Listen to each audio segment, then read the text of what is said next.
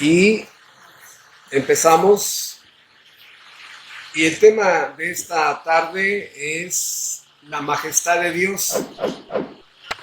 Un término poco usado en nuestras comunidades. Eso era muy fácil de entender en el siglo XVIII para atrás, donde había reyes, reinos, y la majestad era un concepto de la realeza. Y hoy que tenemos gobiernos, repúblicas, dictadores también, no se usa mucho ya. Por eso yo entiendo que voy a abundar un poquito más. Para los que ya saben, van a decir, es que está abundando demasiado este señor. Pero procuro que, de acuerdo al nivel común, normal de todos nosotros, abundar mucho en este concepto de la majestad de Dios, porque implica que Dios es un rey, tiene un reino, está vestido de majestad, tiene un trono, tiene un ejército, tiene un gobierno, ha creado sus propias leyes, tiene un súbdito, tiene súbditos, de tal manera que esta ilustración del reino de Dios es importante definirla con los conceptos bíblicos para entender a qué se refiere la Biblia cuando habla de la majestad de Dios. Vamos a ver algunos versículos para ir calentando motores y que nuestra mente empiece a digerir este concepto, porque lo que sí creo que va a suceder, y eso sí lo creo, es que a este Dios, aún en iglesias evangélicas, no lo conocen, ¿verdad? Porque en muchos grupos evangélicos la palabra Dios es solamente una palabra, Dios. Cuando vienes a las Sagradas Escrituras y recibes la iluminación espiritual de Dios, te das cuenta que la palabra Dios es una persona y que entre más la conoces, estás conociendo a alguien perfecto, que empieza a impresionarte la dimensión de esa persona, su poder, su gloria, su majestad, su realeza, su infinitud, su omnipotencia, su omnisciencia. Dices, ¿qué? No, el Dios que me predican en mi iglesia no se parece al Dios de la Biblia. O tiro al que me están enseñando en la iglesia y abrazo al Dios de la Biblia, o rechazo al Dios de la Biblia porque se me hace muy increíble que exista alguien así, y me quedo con el diececito que me enseñan en mi iglesia. Por eso, sí, esto impacta en nuestras almas, pero vamos a pedir a Dios su bendición, y el versículo con el que vamos a empezar es 1 Timoteo 1:17. Primera de Timoteo 1:17, dice Pablo a Timoteo: por tanto, al Rey de los siglos, inmortal, invisible, al único y sabio Dios, sea honor y gloria por los siglos de los siglos. Amén. Job 31:23, porque temía el castigo de Dios, contra cuya majestad yo no tendría poder. Hasta ahí. Son muchos, pero con eso son suficientes. Oremos. Bendito y eterno Padre Celestial, en el nombre de tu precioso Hijo Jesucristo, te rogamos, te suplicamos, te imploramos que quieras bendecir nuestro entendimiento para darnos una pequeña idea de la grandeza, gloria, majestad, sublime, supremacía que tiene tu persona. Ya la pura palabra Dios es incomprensible para nosotros, y entender la gloria de tu majestad sobrepasa nuestro entendimiento. Ayúdanos, Padre, a entender y darnos una idea de la gloria de tu majestad, y entender que ese es el Dios que visita a cada iglesia verdadera los domingos, y que implica una total reverencia y adoración a cada creyente regenerado cuando está en tu presencia. Ayúdanos, Padre, a vivir con esa definición y esa persona que eres tú, para que temamos reverentemente tu nombre y por primera vez posiblemente muchos empiecen a respetarte como el Dios de la gloria y el Dios de la majestad. Danos esa bendición para poder conocerte más, Padre. Te lo suplicamos en Cristo Jesús. Amén. Bien, dijimos, 1 Timoteo 1:17, por tanto al Rey de los siglos, ahí empiezan las palabras que vamos a resaltar hoy, al Rey, ¿no? Es una palabra que no tenemos aquí en México, durante muchos años, no hay. Al Rey de los siglos, inmortal, invisible, al único y sabio Dios sea honor y gloria por los siglos de los siglos. Dice Daniel 2:37, tú, oh Rey, eres Rey de reyes, porque el Dios del cielo te ha dado reino, poder, fuerza y majestad. Este es el otro concepto que quiero manejar simultáneamente para entender la majestad de Dios. Y voy a usar el ejemplo terrenal que tenemos de reyes, reinos. La Biblia habla mucho de reyes y reinos, poderío, que se vestían con cierta majestad, y después venía otro rey y los vencía y los hacía súbditos. Luego venía un rey más grande que los había conquistado este grupo, y así se iba haciendo una cadena muy grande. Bueno, sabemos, hermanos, que la realeza humana ha tratado de vestirse de realeza, de majestad, pero están bien lejos de describir lo que es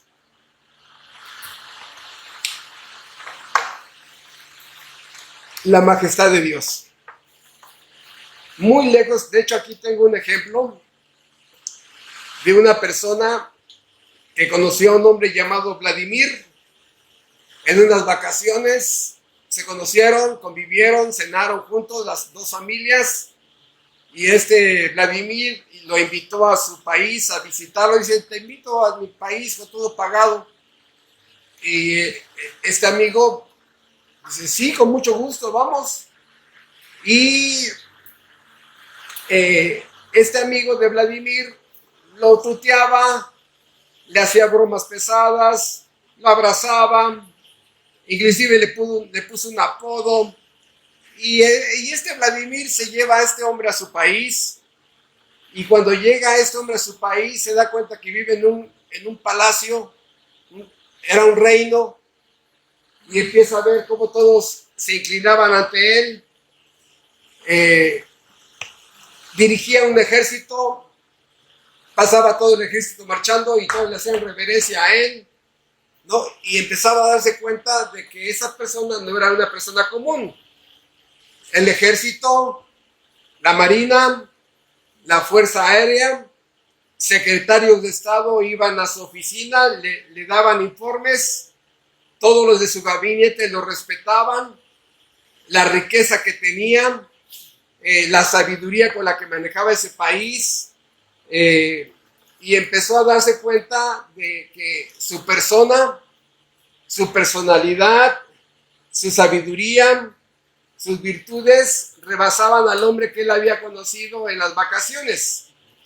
Y empezaba a ver el poderío que tenía este hombre, la autoridad que tenía este hombre, la sabiduría para manejar un país, el gobierno que estaba bien trabajado, y ante sus ojos ese hombre iba creciendo, y lo admiraba y le imponía cada vez más su personalidad, su sabiduría, el puesto, su realeza, la majestad con la que estaba, el trono en el que se sentaba a dirigir, y él cada vez se hacía más pequeñito, ¿sí? Se hacía chiquito. La distancia entre ese rey y este hombre cada vez se hacía más grande, y no era una distancia física, era una distancia debida a la grandeza de este hombre, al honor de este hombre, a la dignidad de este hombre, a la autoridad que tenía, a su sabiduría, su majestad, cuando conoció la casa donde vivía, cuando conoció la sabiduría de su familia con la que manejaba su familia, el coche en que se transportaba, su poder social, militar. O sea, se quedaba ya callado y así mismo se golpeaba a sí mismo. Dice, ¿cómo yo le hice bromas a este hombre? ¿Cómo le puse hasta apodos? Ahora me da hasta vergüenza, ¿no? Bueno, exactamente, eso es lo que pasa de una forma, esta es una forma caricaturesca. Y ahora, conocer al Dios de la Biblia, hermanos, este es un billón de billones superior a esta ilustración.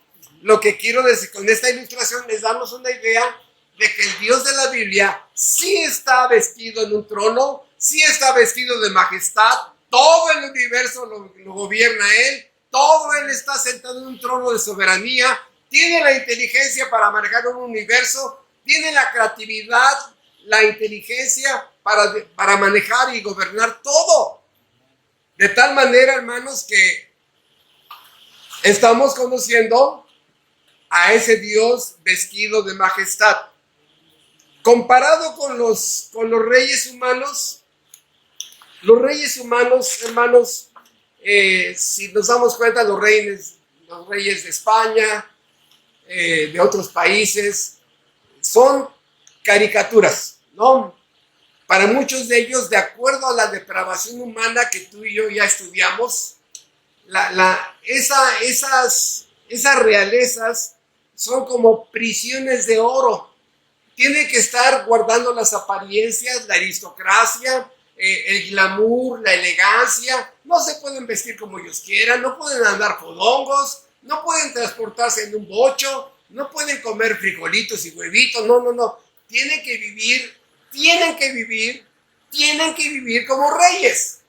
Sus modales, sus costumbres, de tal manera que se vuelve una prisión de oro y están forzando algo antinatural. El ser humano, obviamente, le gusta natural comportarse de acuerdo a su personalidad, pero aquí ya hay un protocolo estricto. Virtudes públicas, aunque haya vicios privados.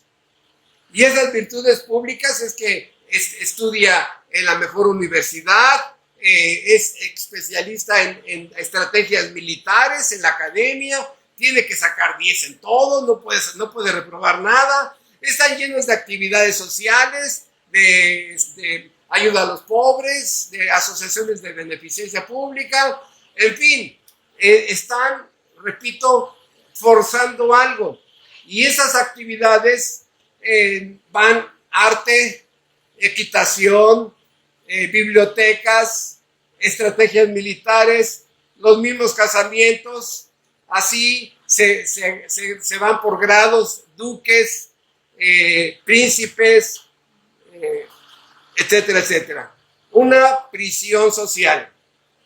Por eso, este concepto de reyes está muy lejos de lo que habla de la majestad de Dios. Por eso no sirve como ejemplo, es nada más para darnos una idea de que una persona con depravación humana está metida en una prisión de oro. No se pueden casar con cualquiera, no, el hijo de Diana se casó con alguien que no pertenece a la nobleza, y ¿qué hicieron? ¡Pum! Fuera de la realeza, no, tú no puedes casarte así, tienes que casarte con alguien de nuestra alcurnia. De tal manera que con Dios no pasa eso. Por eso vamos rápidamente a algunos textos para empezar a calentar motores espirituales. Dice Primera de Crónicas 29 del 11 a 13, tuya, oh Jehová, la magnificencia y el poder, la gloria, la victoria y el honor, porque todas las cosas que están en los cielos y en la tierra son tuyas. Tuyo, oh Jehová, es el reino, y tú eres excelso sobre todo. Job 37, del 22 al 24. En Dios hay una majestad terrible. Él es todopoderoso, del cual no alcanzamos, grande en poder. Dice Isaías capítulo 2, el resplandor de su majestad, un brillo tan grande que la Biblia dice que este brillo brilla 7 veces más que el sol. Si el sol no lo podemos mirar un minuto, o sea, te puedes dañar la vista del brillo que tiene el resplandor de lo que pasa en el sol. La Biblia dice que la majestad de Dios brilla 7 veces más. 7 veces más. Entonces, el resplandor de su majestad, ningún ser humano ha podido brillar ni siquiera 10 watts, ¿no? Por eso dice Isaías 57:15, porque así dijo el alto y sublime, el que habita la eternidad y cuyo nombre es el Santo. Yo habito en las alturas y la santidad y con el quebrantado y humilde de espíritu. Y Miqueas capítulo 5 versículos 4 habla, dice, la grandeza de tu nombre, lo sublime de Dios.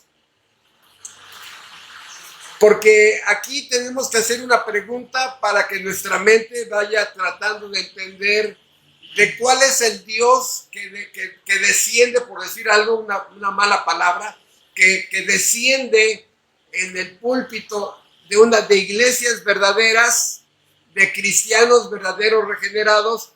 ¿Cuál es la palabra que nos puede ayudar a entender un poco esta majestad? Bueno, ¿Dios es poderoso? Sí. ¿Cuánto? ¿Cuánto es todo? ¿Cuánto es todopoderoso? ¿Cuánto? ¿Es sabio? ¿Cuánto? ¿Es santo? ¿Cuánto? Hermanos, dense cuenta junto conmigo que nuestra mente tiene un tope. No alcanzo a ver, a dimensionar cuánto. Dios es majestuoso. ¿Cuánto? Dios es vestido de gloria. ¿Cuánta es esa gloria? No, hermanos, yo nada más llego al techo. Alguien dice, bueno, yo llego al segundo piso. Pero es un edificio de 1 billón de billones de billones de pisos. Hermanos, Dios le ha placido revelarse a los hombres, pero si una persona no estudia la Biblia, no la lee, no la memoriza, no la está masticando en la semana, algunos conceptos, su concepto de Dios va a ser bien pobre. Y por eso se refieren hacia Dios como su cuate, como Chuchito, ese tipo de conceptos absurdos, ¿no?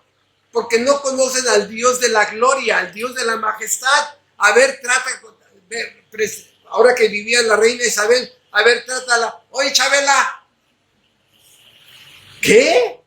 O sea, te van a detener. Bueno, te hubieran detenido. ¿Cómo que Chabela? A ella la respetas, ¿no? Imagínate, entonces, por eso, hermanos, la necesidad de los pastores de inducirlos a los atributos de Dios. Este es un atributo, ¿no? Entonces vemos el contraste, lo sublime, lo omnipotente, lo soberano, lo omnipresente, lo omnisciente, su inteligencia, su capacidad creadora, su capacidad inmutable, autoexistente, autosuficiente. O sea, no, dice, ya párale, ya, mi cerebro se fundió. También del mío, hermanos, también del mío. Por eso, lo sublime de Dios, de su majestad, lo excelso de su poder, la supremacía, es superior a todo. Nadie está arriba de él, es superior a todo.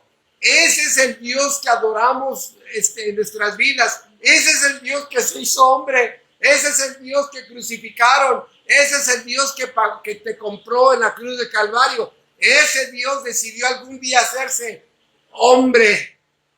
Y eso tampoco lo alcanzamos a entender, ¿verdad? Admirable, excelso, supremo, grandioso. Una dignidad que supera todo. Una majestad que trasciende los tiempos.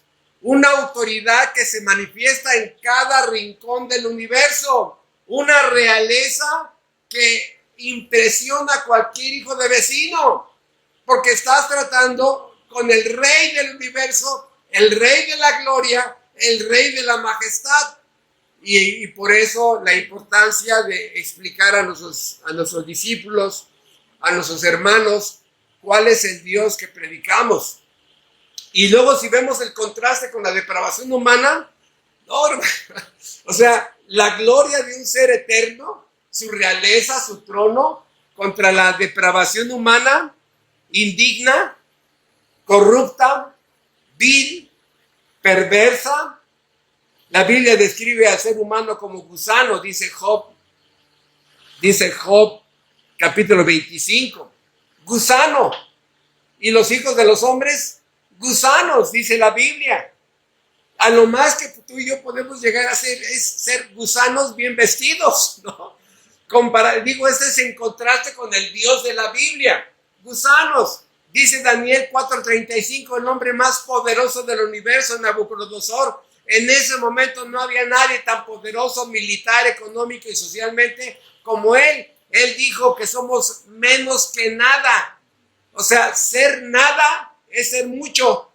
Somos menos que nada. Dice Isaías 64:6 que somos como estiércol,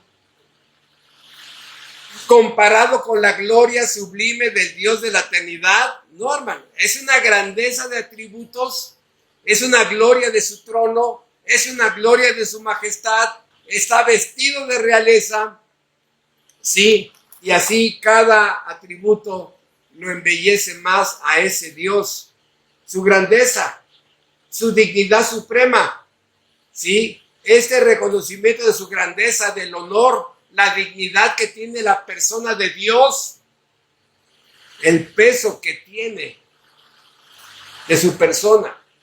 Por eso en los próximos domingos voy a hacer el programa de predicaciones en esta semana del próximo mes, y uno de los sermones que vamos a poner en esta serie de Cristología es que Cristo es precioso.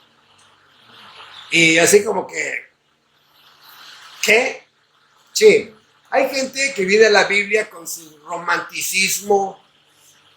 Así hay mucha gente en las iglesias más emocional que racional.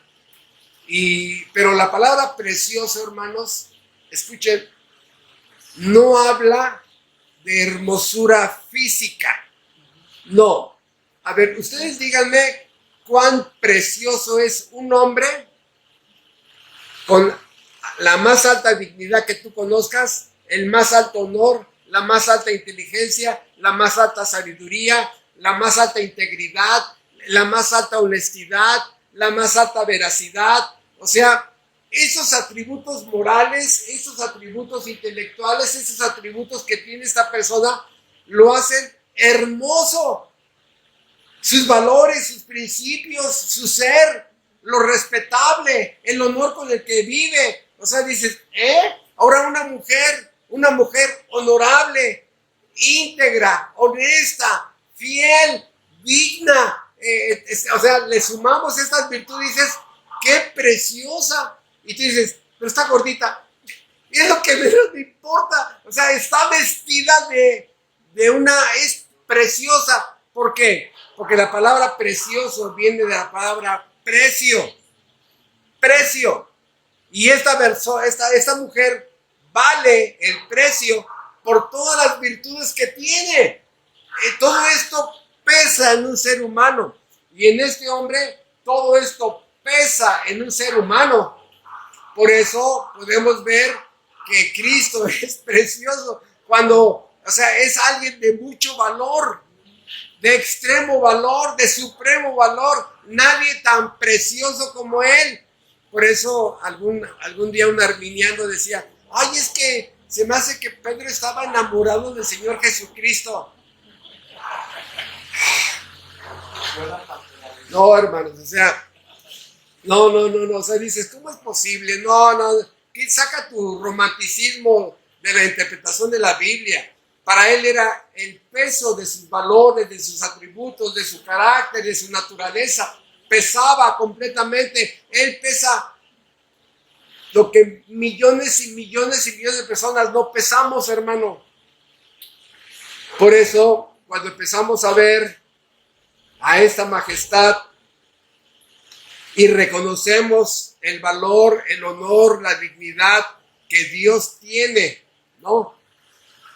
Hermanos, eso debe de producir en el culto dominical reverencia.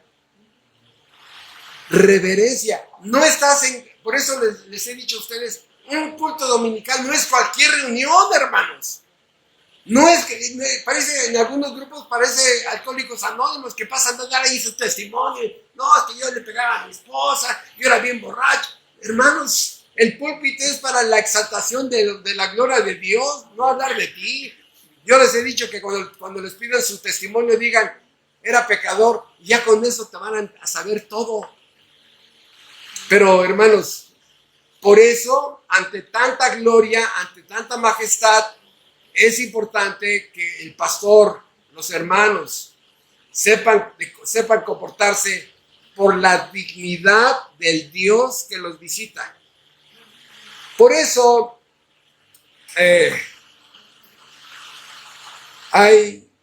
cuando la persona no entiende todo esto, cuando la persona no entiende, llega así todo mamarracho al culto, ¿no? Todo bien suelto y parece que juega fútbol y acaba de jugar en su partido y ya bien todo sudado. Ya llegué, pastor, ¿no? Y es que vengo del juego. Hermanos, que te vayas bien arregladito, bien peinadito, limpio, y que tu mamá te diga, ¿qué tienes una cita importante? Sí. ¿Por qué? Voy a ver a Dios en el culto de la iglesia y espero que el pastor exalte al Dios de la Biblia. ¿Sí? Por eso nos vamos arregladitos, porque una mala palabra, va a descender Dios. A ver, hermanos, vean ustedes la coronación de la reina Isabel. Díganme en qué momento llegaron gentes mal vestidas, con el perro, con el gato, con el celular, platicando. Nada, hermanos.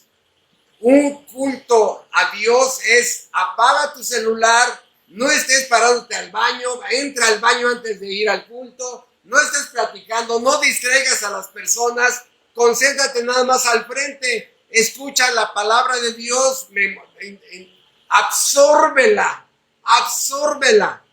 para que se quede dentro de ti. Por eso, la importancia de que el Rey del universo está sentado en gloria, es recibiendo nuestra adoración. ¿Sí? Por eso este término bíblico de majestad, sabiendo Dios que los seres humanos tenemos, bueno, en aquellas épocas había más la cultura del reino, Dios usa esta palabra para autodescribirse, aunque la palabra, repito, queda corta respecto a la verdadera majestad que expresa la supremacía y la grandeza de Dios. Dice Salmo 93:1, Jehová reina, se viste de majestad, firme es su trono desde la antigüedad.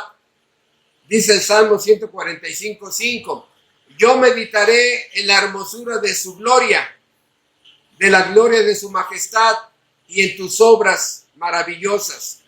Segunda de Pedro 1:16, habiendo visto nuestros ojos su majestad. Se refiere Pedro a cuando en el monte de la transfiguración Cristo mostró su gloria y Pedro dice, vimos la gloria de su majestad. Dice segunda de Pedro 1:16, habíamos visto nuestros ojos su majestad. Dice el Salmo 45:6, hablando de tronos, es el lugar donde se sienta un rey. ¿Sí? Su trono es eterno y para siempre. En Salmo 11:4 está en el cielo. El Salmo 9:7 es un trono para juicio. En Salmo 47:8 es un trono santo. En Jeremías 17:12 es un trono de gloria. En Hebreos 4:16 es un trono de gracia. Por eso la Biblia habla de el Rey de Reyes. Hay un hombre terrenal al que se le llamó Rey de Reyes, llamado Nabucodonosor. Pero él era el rey de reyes porque era el excelso terrenalmente hablando. Pero tuvo que venir otro rey. ¿Y en qué le convirtió? En animal, ¿no? 7 años como animal ahí hasta que entendiera que el cielo gobierna.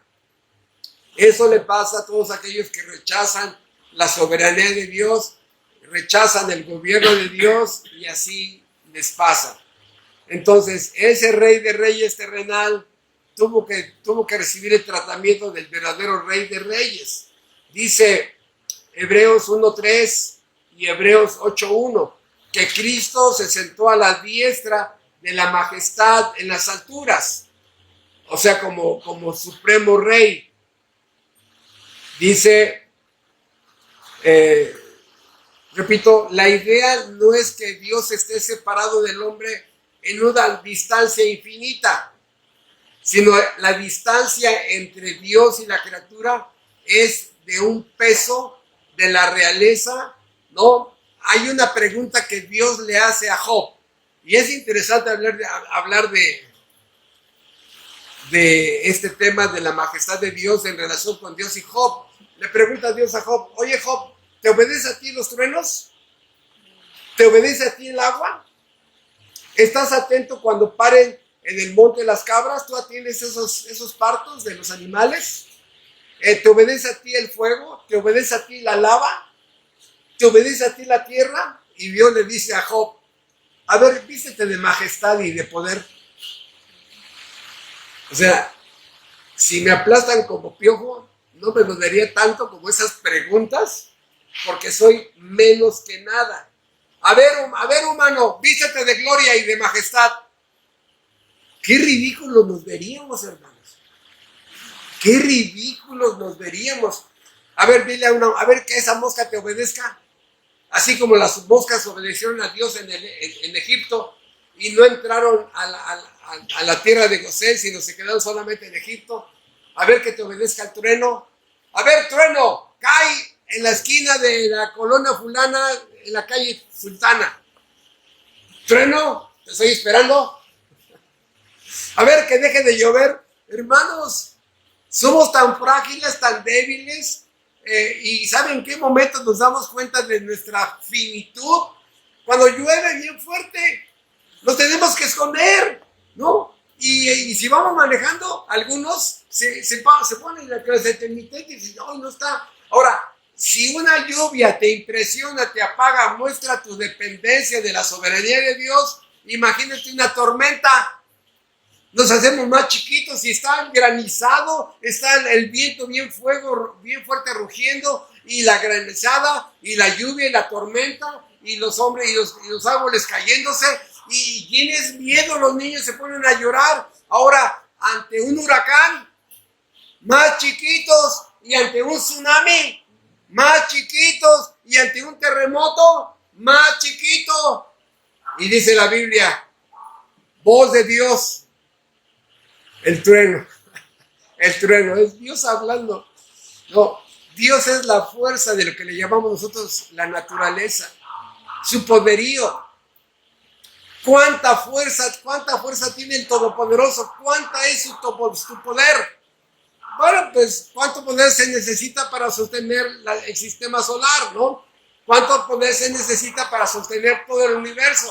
¿Cuánto poder? Hermanos, esto trasciende nuestra inteligencia.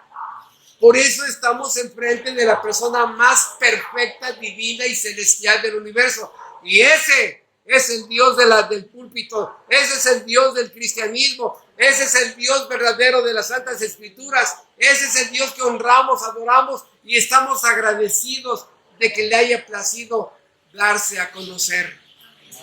Porque la Biblia enseña que este conocimiento es solamente para aquellos que el Hijo de Dios quiere darle a conocer. Así lo dice su palabra. Por eso dice el Salmo 48:1, grande es Jehová y digno de ser en gran manera alabado. Dice el Salmo 95, 3, 6. Jehová es Dios grande y Rey grande. Venid, adorémosle y postrémonos. Por eso empezamos a ver todo esto, hermanos, y entre más estudiamos la Biblia y empezamos a ver su grandeza. Por ejemplo, si te detienes ahí en el capítulo 36 en adelante del libro de Job, cuando le dice Dios a Job, a ver, ven, siéntate. Dios había guardado silencio todo ese tiempo, 38 capítulos. Dios le dice, a ver, Job, siéntate. Dice, yo te preguntaré y tú me contestarás. Hermanos, yo me hubiera desintegrado antes de que Dios hablara. Y Job aguantó. Dice, a ver, primera pregunta. ¿Dónde estabas tú cuando yo fundaba la tierra? O sea, tú eres una persona criada, yo soy una persona infinita, eterna. ¿Dónde estabas tú? Y así empieza, hermanos. Por eso empezamos a conocer a alguien perfecto que gobierna, que controla, que dirige. Y estas palabras de la realeza empiezan a impresionarnos. ¿Por qué? Vean ustedes, hablando de la majestad. La Biblia describe a Dios, número 1, como rey. Número 2, que tiene un rey, tiene un reino. Número 3, ese rey ha puesto leyes. Número 4, se viste de majestad. 5, tiene un poder absoluto en ese reino. Solamente su voz es la que se escucha. Solamente sus órdenes son las que se obedecen. Tiene un ejército. En el Antiguo Testamento, el poderío de un reino, de un rey, se medía en base a los caballos que tenía. Si un reino tenía 500 caballos y llegaba con otro reino que tenía 2000, pues el poderío del reino de 2000 hablaba que tenía 2000 soldados y los caballos como armas de guerra, ¿verdad? Tenía más poderío. Y si llegaba alguien con 10,000 caballos, el poderío, vean ustedes, la Biblia enseña que Dios nada más necesita 4 caballos, los 4 caballos del Apocalipsis. Ya tenemos un sermón por cada uno de esos caballos. Entonces, nada más necesita 4 caballos. El poderío del ejército de un rey era ese ejército montado en caballos. También un rey no solamente tiene reino, reyes, majestad, poder y ejército, sino tiene un trono.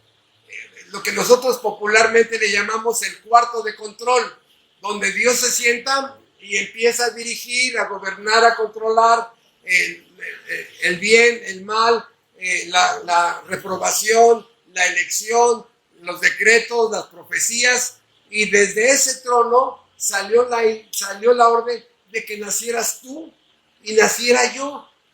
Desde ese trono de gracia, salió la orden de que tú fueras escrito en el libro de la vida. Desde ese trono, que también la Biblia le llama el trono de juicio, salió la orden de castigar a fulano, a perengano y a sultano. Por eso, ese trono, lo que popularmente le llamamos a veces en las predicaciones, le llamamos el cuarto de control. Este Dios también, como rey, tiene la máxima autoridad de su reino. La máxima autoridad. Él maneja su propio gobierno. Él lo dirige, su gobierno. Él controla su gobierno, ¿verdad? Prácticamente es el centro de ese universo. El centro del universo hay un trono. Por eso, este Dios sentado en su trono, Dios se vuelve el centro de la historia. Es Dios el que está llevando a cabo todos los decretos que están como profecías en el Antiguo Testamento, llevándolos a cabo hasta el cumplimiento. La historia tiene una cruz y todas las profecías de Génesis a la cruz se cumplieron. Y ahora estamos siendo testigos de cómo se están cumpliendo muchas otras profecías del Nuevo Testamento. Entonces, los que sí estudian la Biblia dicen, ¿qué está pasando eso en Europa? ¿Qué? Y si tú estudiaste la Biblia, dices, ¡ay! Eso estaba escrito. y te das cuenta que se necesita un superpoderío para que una sola profecía se cumpla. Entonces, ¿cómo le podría ser Dios, no? ¿Cómo le podría ser un hombre para que una sola profecía se cumpla? Hermanos, rey, reino, leyes, majestad, poder, ejército, trono, autoridad, gobierno, dirección, control. Es lo que implica la palabra majestad. Por eso, cuando Dios le dice a Job, a ver, vístete de majestad, dale órdenes a la lluvia que llueva, y me quiero morir, me quiero morir. O sea, me está mostrando mi significancia. Hermano, usted dijo que en Job dice la Biblia que Job 25 que los hombres somos gusanos. ¿Sí? ¿Tanto? ¿Tanto? ¿No? No, yo me veo que la de Nabucodonosor somos menos que nada. Menos que nada. En Isaías dice que somos como nada. Pero en Nabucodonosor dice, somos menos que nada. Por eso, hermanos, comparado con las características del Dios arminiano, el Dios que se predica en esas iglesias falsas, hermanos, de verdad, el Dios que a mucha gente le han predicado no existe. El Dios que a mucha gente le han enseñado es falso. ¿Y cuál es la base? Bueno, ahora escuchen 20 características rápidas del Dios arminiano, ¿no? Número 1, lo cambian. Es débil, es dirigido, es manipulado, puede ser sobornado, puede ser controlado, chantajeado, subordinado. Es un Dios tipo Santa Claus, ¿no? Aunque me porte mal, de todos modos me trae mi regalo, ¿no? Generalmente está compuesto de 1, máximo 2 o por mucho 3 atributos. Es un Dios cuate, bonachón, es incapaz de juzgar, ¿no? A la mera hora hasta el diablo lo va a perdonar, hasta el diablo. No es que mi abuelita, que era bien tremenda, se murió sin Cristo, pero no, Dios la va a perdonar porque la tiene que perdonar. Yo tengo mucha fe, ¿no? Es la fe en la fe. Es un Dios bonachón, incapaz de juzgar, incapaz de condenar, milagrero, ¿verdad? Solamente lo busca para que les hagan milagrito. No es soberano, solo existe para las necesidades de los hombres. Parece más hombre que Dios, hermano. O sea, si tú analizas las características del Dios de muchos púlpitos, es más un hombre que Dios. No le temen, no lo respetan, no le quieren servir. Y Dios está así como, ay, aquí te estoy esperando a ver cuándo quieres servirme. No le sirven. Este Dios, hermanos, no inspira respeto, no, es impotente, es frágil, no inspira respeto a nadie, es digno de compasión y está haciendo lo más que puede por salvar a los hombres. Pero ¿qué creen? Los hombres no lo dejan salvarle, ¿no? ¿Y qué pasó cuando vas a recibir a Cristo? Esa frase arminiana, ¿no? ¿Y cuándo vas a recibir a Cristo? No, ahorita no. Mira, el año entrante, ya sin falta, el año. O sea, y Dios está haciendo lo posible por salvarlo, pero ellos no se dejan. Hermanos, la voluntad del hombre es todopoderosa. Y la de ese Dios, no. Por eso el arminianismo tiene todo al revés. Y muchas cosas que tiene son falsas. Por eso, media mentira, medias verdades no salvan. Nadie ha sido llevado al cielo por mentiras, no sirven. Y cuando vienen al Dios de la Biblia dicen, ay, no me gusta, ¿no? Mi concepto de Dios es diferente, ese Dios es implacable, no me gusta, ¿no? Y bueno, hermanos, voy a decir algo, ¿no? Este Dios no solamente es implacable. Y escuchen, una palabra que actualmente a los jóvenes y a mucha gente de la sociedad le molesta. Dios es el único ser intolerante. Intolerante. Y yo sé que dentro de ti, ay, esa palabra, ¿cómo que Dios es intolerante? ¿A quién en la Biblia le tolera un pecado? Uno. ¿Le toleró su pecado a Adán? Uno. ¿Le toleró su pecado a Eva? Y así como que, no, ¿sabes qué? No me hables de ese Dios, porque yo tengo muchos pecados, ¿no? Y entonces por eso abrazan al Dios de su imaginación, de sus iglesias arminianas. Entonces, es increíble ver que hay pocas iglesias, gracias a Dios hay muchas, pero en comparación con las que hay, son pocas, porque cada vez hay un concepto muy bajo del Dios de la Biblia. Hay un concepto muy bajo, muy superficial, demasiado humanizado, débil, controlable, chantajeable, ¿sí? Hay un concepto muy bajo, ¿no? Y por el otro lado, un concepto muy alto de los hombres, muy alto. No, que mi favorito es el tal político, ese es mi favorito. No, tal jugador de fútbol, no, ese es el jefe. Tal jugador de básquetbol, no, ese. Tal jugador de fútbol americano, no, fulano y sultano, ¿no? Y la gente se gloria en los hombres, pero en Dios no. Un concepto muy bajo de Dios y un concepto muy alto de los hombres. No, pobre persona. El Dios que empiezan a conocer es un Dios muy chiquito, muy pequeño, muy débil. Por eso dice la Biblia que Dios busca adoradores que le adoren en espíritu y en verdad. Fíjate, ojalá hagan un sermón ustedes de esta palabra. ¿Por qué Dios tiene que buscar? ¿Por qué Dios tiene que buscar adoradores que le adoren en espíritu y en verdad?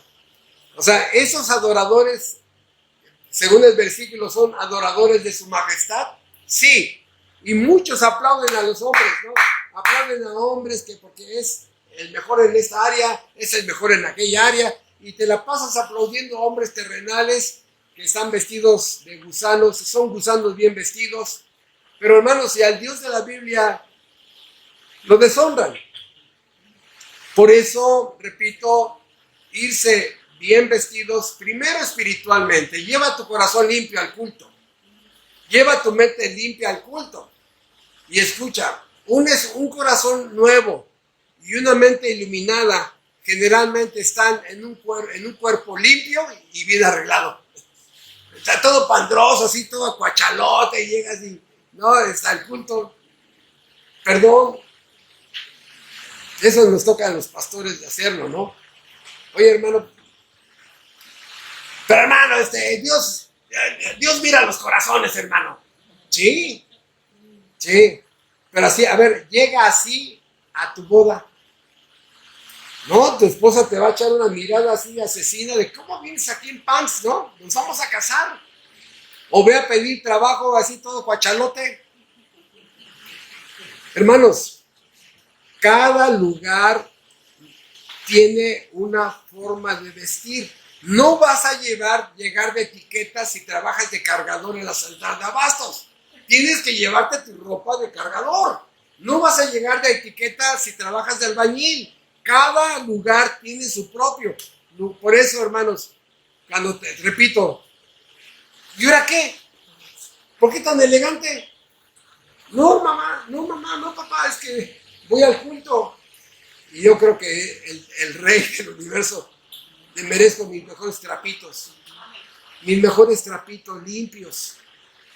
Por eso, algunos llegan al culto y dicen, ¿qué hermano? No, aquí no es la pulga está allá adelante, ¿no? Digo, allá en Reynosa le llaman así a los tianguis donde venden cosas usadas, ¿no? La pulga. Parece que en Irapuato también, en León hay una, la pulga también se llama la pulga. Bueno, hermanos, a veces creen que van a la pulga, ¿no? No, hermanos, discúlpame. No, es que ¿usted por qué usa corbata? No, man, desde que yo entendí la gloria de la iglesia que es Cristo, procuro ir con mis ropitas, mis trapitos, por el lugar y la persona que está allí, hermanos. Por eso, te repito, te hubieran dado acceso a la coronación de la reina Isabel, todo pandroso como si fuera Sarapulga. No, fuera. ¿Qué a poco no? Dios mira mi corazón y nosotros te miramos tu ropa. No entras. No entras. Hermanos, entonces, esta palabra majestad es que la iglesia, pastor, diáconos, tesorero, evangelistas, maestros, deben de entender la gloria de la majestad, la grandeza de su majestad, la autoridad de su majestad, el profundo respeto que merece la persona que va a descender allí, el lugar limpio, ordenado, presentable, de acuerdo a nuestros recursos, ¿no? Pero hermanos, de veras, vamos a ir a escuchar la palabra del Rey que tiene poder, dominio, dignidad, la suprema dignidad, el objeto de mayor respeto del universo, por sus atributos, su soberanía, su supremacía. Entonces, debemos tú y yo de entender que Dios está muy superior a nosotros. Ninguno de nosotros puede competir con Dios, hermanos. Por eso cuando el ser humano se hace Dios a sí mismo, no es más que un pobre persona haciendo el ridículo. Y cuando los hombres le ponemos un trono, vean ustedes, este ignorante le pone un trono a hombres. Es que Elvis, ¿no? El rey del rock. Michael Jackson, el rey del pop, ¿no? Fulana de tal, la diosa de la cumbia. El rey del goleo, el rey equipo de fútbol, el rey del equipo de baloncesto, de fútbol americano. Hermanos, ¿por qué le pones tronos a gusanos? ¿Por qué le pones tronos a gusanos, hermano? Reconocen los que son buenos. Yo no digo que no, pero hay gente que le pone tronos, los hace excelsos, supremos. Pobrecitos, de veras, hermanos. Esa gente va a la pulga todos los días, todos los domingos, ¿no? Por eso, hermanos, Él debemos de entender que está muy por encima de nosotros. Y esto debe de convertirse en un objeto de adoración. Por eso, fíjense, ya ustedes me lo han escuchado dos ocasiones, posiblemente es la tercera, cuando en algún momento va un ángel, de los ángeles que están desde el cielo, y desciende y viene a la tierra, se metería a tu iglesia, al culto, se metería ahí. O sea, este ángel en Apocalipsis 4 y Apocalipsis 5 ha estado en el cielo dándole la gloria excelsa al Dios de la gloria y de la majestad. Pero vamos a suponer que tiene que venir a una misión y se tiene que quedar el domingo. ¿A qué iglesia escogería? Pues una iglesia donde se le da el culto a Dios, ¿no? Donde todos están de forma reverente. Ahí están respetando la presencia de Dios, van con sus mejores trapitos, van con su mejor actitud, limpiaron su corazón, su mente, su alma, lo más que pudieron, ¿no? Y ahí están.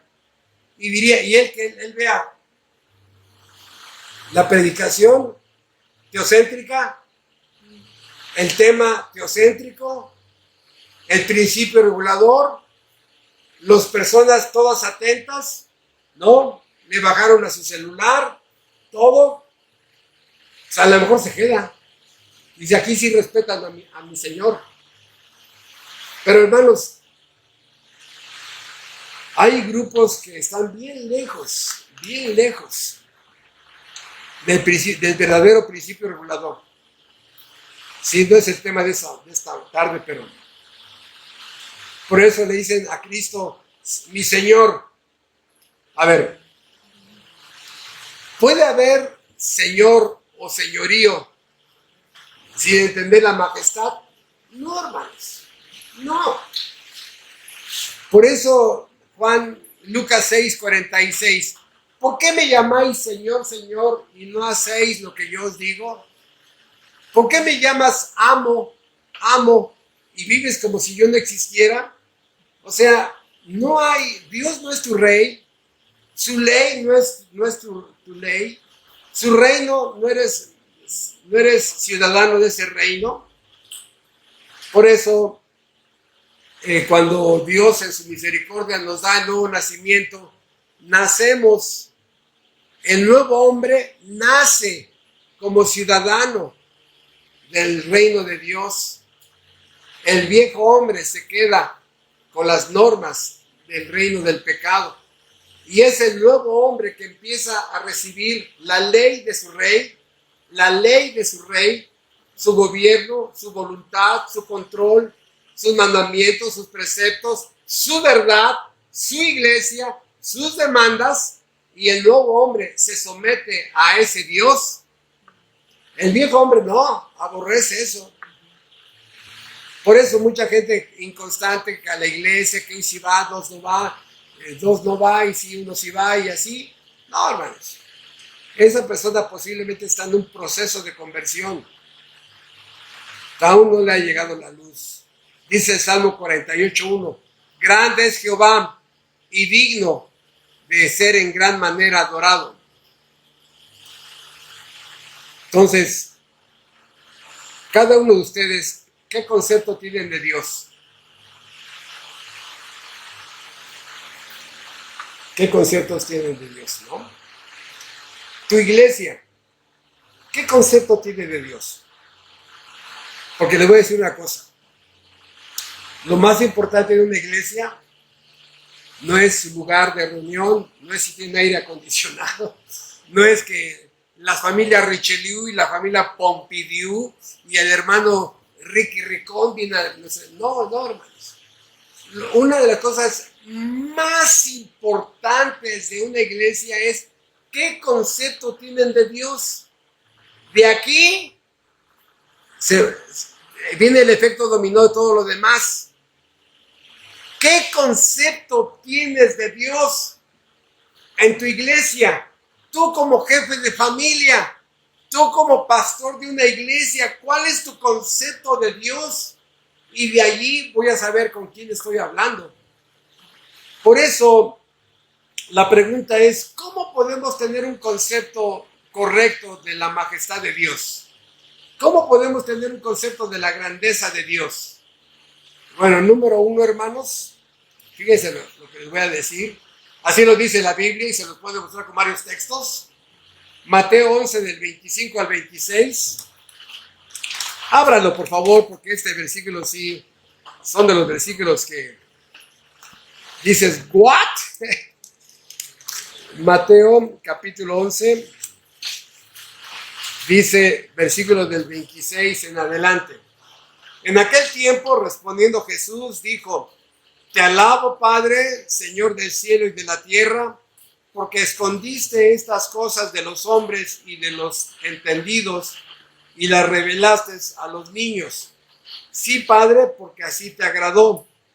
Todas las cosas me fueron entregadas por mi Padre, y nadie conoce al Hijo sino el Padre, ni al Padre conoce a alguno sino el Hijo, y aquel a quien el Hijo lo quiere revelar. ¿Qué significa eso? Que solamente tú y yo conocimos al Hijo de Dios, al Padre, perdón, porque le plació a Cristo concedernos esa bendición. Aquí no es de que digas, no, es que me propongo ir a una biblioteca, me voy a comprar una Biblia en arameo, en hebreo, en inglés, en español, en francés, porque algunos creen que todavía los misterios de Dios están en el arameo y en el hebreo, pobrecitos, ¿verdad? Si en español no lo entiendes, ¿no? Pero bueno, aquí vean ustedes. Y creen que pueden conocer más a Dios. No, hermanos. No es de que tú te propongas, ¿no?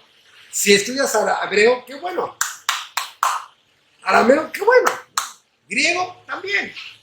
Pero escucha, es la iluminación espiritual la que te enseña.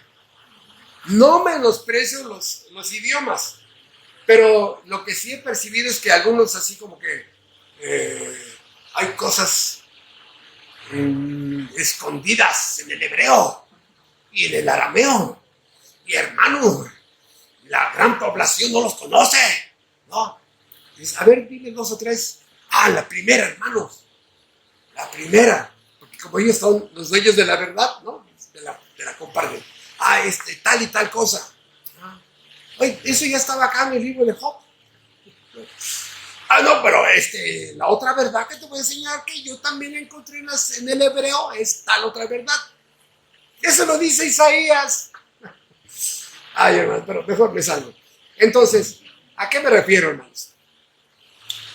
Que Cristo dice, nadie conoce al Hijo sino el Padre. Y nadie conoce al Padre. A ver, nadie conoce al Hijo sino el Padre. Ni al Padre conoce a alguno sino el Hijo. Y aquel a quien el Hijo lo quiera revelar. ¿De qué depende que un ser humano quiera conocer a Cristo? A Dios el Padre. De que el Hijo, dice 1 Juan 5:20, el Hijo, así dice, el Hijo nos ha dado entendimiento. ¿Para qué? Para conocer al verdadero. No es de que te esfuerces, o sea, si lo haces, si te esfuerzas y compras Biblias, hermano, yo creo que vas por buen camino. Pero conocer a la persona de Cristo o Dios el Padre es solamente de ellos. Que te dé gracia para que abras tus ojos, gracia para que te abra el entendimiento, gracia para que tu corazón reciba iluminación. Por eso el Salmo 119, versículo 18, esta oración es una oración hermosa. Le dice el salmista a Dios, abre mis ojos y miraré las maravillas de tu ley. Y podríamos parafrasearlo de esa forma, abre mis ojos y miraré la majestad de tu gloria. Abre mis ojos y miraré la sabiduría, etcétera, etcétera. O sea, esto es glorioso. Por eso la Biblia te describe los atributos de Dios, la doctrina de Dios, y es una renovación mental, hermano. Donde empezamos a programar, a reconfigurar lo que había en nuestra cabeza. ¿Y todo esto para qué? Para conocer al verdadero. Si no lo haces, te vas a quedar con el Dios de tu imaginación. Y cuando te cases y tengas a tus hijos, le vas a transmitir al Dios de la imaginación que lo puedes chantajear, controlar, que es débil, que a la mera hora va a perdonar hasta el diablo en el juicio final, que nadie se ha ido al infierno, que tu abuelito no, a la mera hora se fue al cielo, tu abuelito también a la mera hora se fue al cielo. No, hermanos. Puras fantasías que no tienen nada que ver con la Biblia.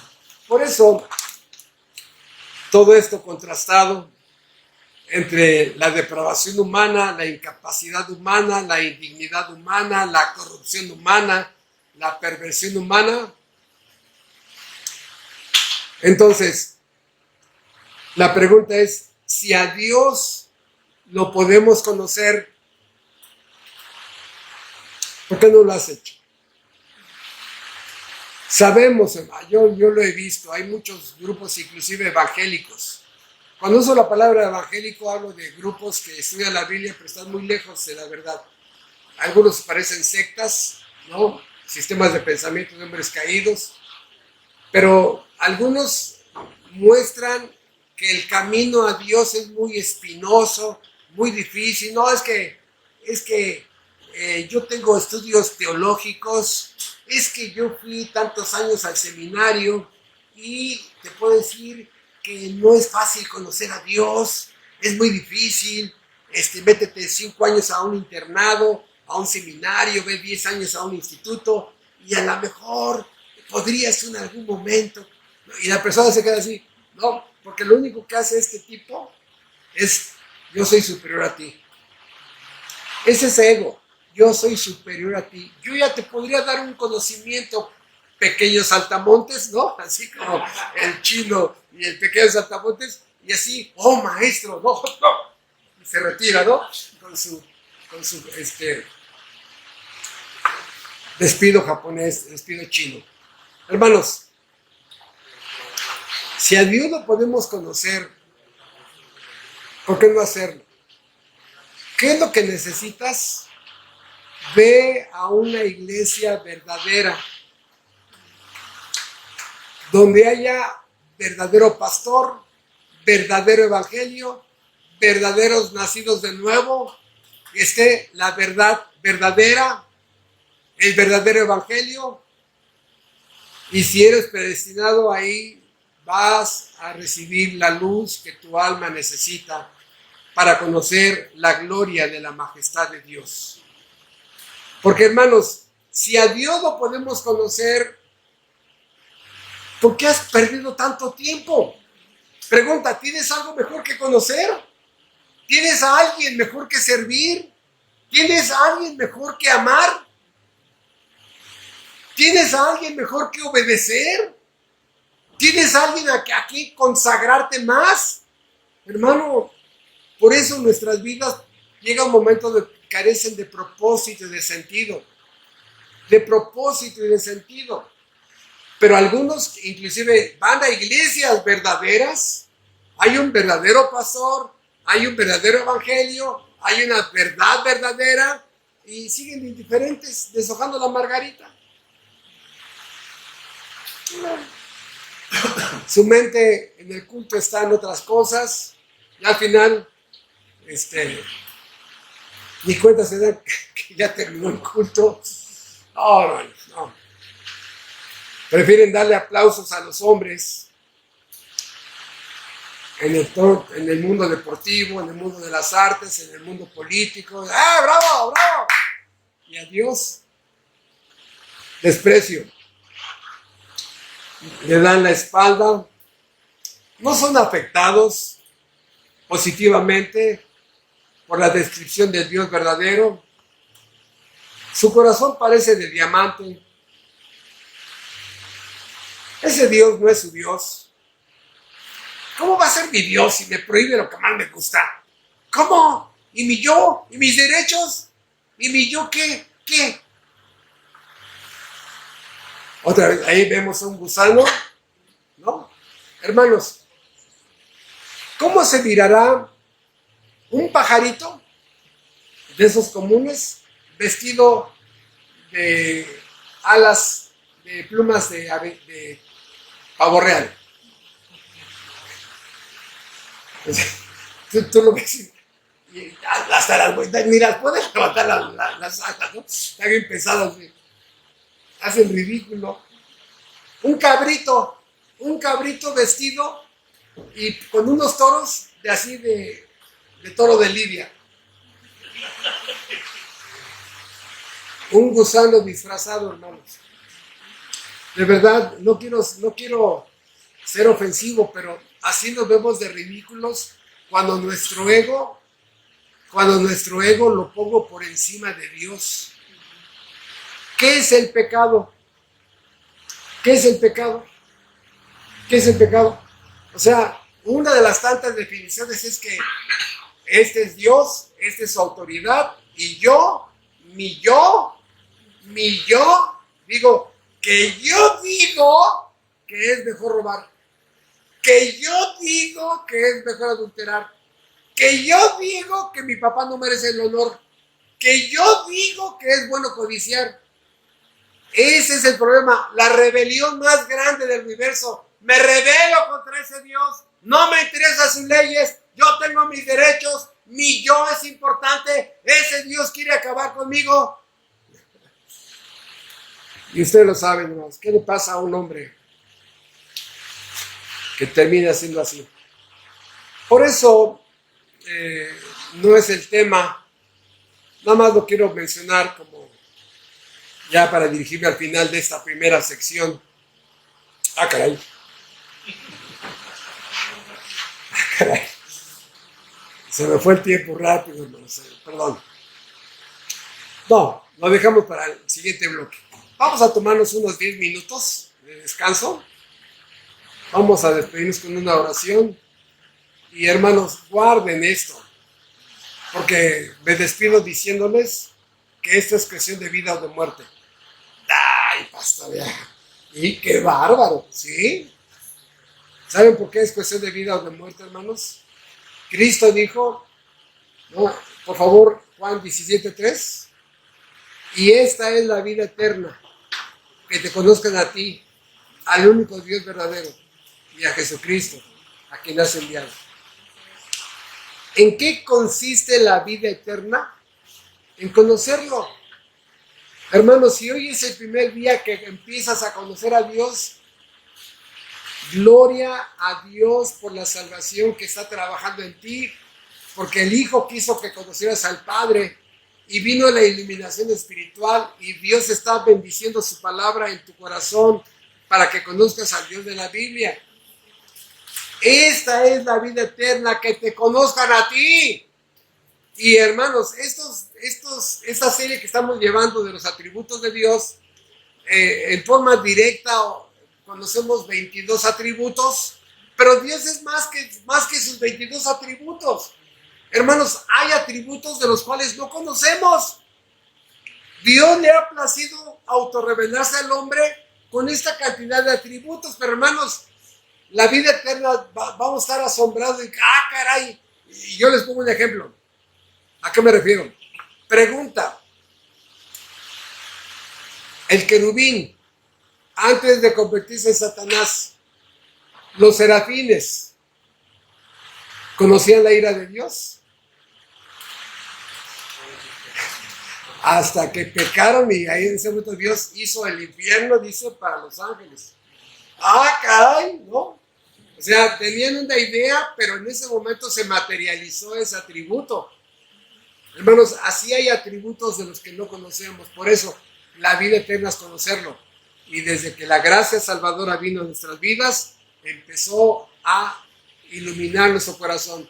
Por eso, cuando la gente dice, hermanos, que Dios me revele algo aquí de su palabra, corrijan a esa persona. Dios ya no revela nada. Sí, todo lo revelado ya está aquí. Y ahora lo que necesitamos es la iluminación para entender lo que ya está revelado aquí. Lo que pedimos es iluminación. Si una persona dice, revélame, Señor, revélame. Dejen que termine su oración y ya después, mira, hermano, ya lo revelado ya quedó aquí. Ahora queremos que Dios ilumine la oscuridad que a veces guardamos en nuestro corazón para comprender su palabra. Entonces, vamos a tomarnos 10 minutos, vamos a despedirnos con una oración y ahorita volvemos. Bendito Dios de la gloria, Rey de la eternidad, en el precioso nombre de tu Hijo Jesucristo, te agradecemos la dicha que tenemos de empezar a conocerte. Gracias, Padre, por la iluminación que das a nuestras almas, de entender toda la gloria, toda la majestad, toda la realeza que hay en ti desde siempre. Gracias, Padre, por permitir conocer a la persona más suprema de la eternidad. Gracias, Señor. Gracias en Cristo Jesús. Mis hermanos y yo te lo agradecemos. Amén.